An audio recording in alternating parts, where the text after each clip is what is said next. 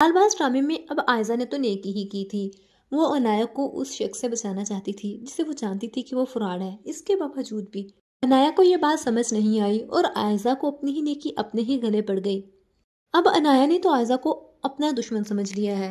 आयजा जो हुक्मरानी उस घर में चलाना चाहती थी और चाहती थी कि उसकी मर्जी की बहुएं इस घर में आए ताकि उस पर अपनी हुक्मरानी चला सके। ऐसा तो ना हो सका क्योंकि अनाया को लेकर वो अपनी मर्जी से आई है, लेकिन उसकी मर्जी से आने वाली ही सबसे ज्यादा आयजा को अब सबक सिखाएगी, आयजा के खिलाफ जाएगी, यहाँ तक कि आयजा को बुरा बनाने के लिए हर कोशिश करती रहेगी। लेकिन आयजा ने अपनी जगह इतनी तो बना ली है, कुछ भी होगा इस सब में सब आयजा का ही साथ देंगे, ना कि अनाया या फिर इशल का।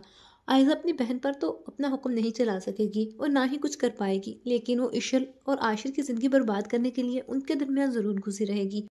आशिर और इशल के हर मामले में इंटरफेयर करेगी, यहाँ तक कि आशिर को इशल से दूर करने के लिए उसे तरह तरह की बातें सिखाती रहेगी।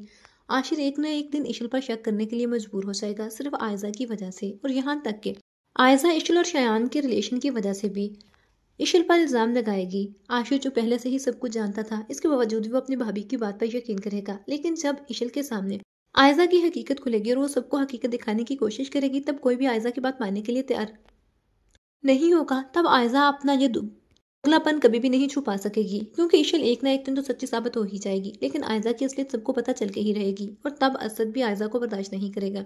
आप लोगों को ये ड्रामा कैसा लग रहा है? किसकी एक्टिंग सबसे ज्यादा अच्छी लग रही है? और आप कौन कौन चाहता है कि आयजा की हकीकत सबके सामने खुलनी चाहिए? अपनी कीमती राय का इस कमेंट सेक्शन में लाजमी कीजिएगा।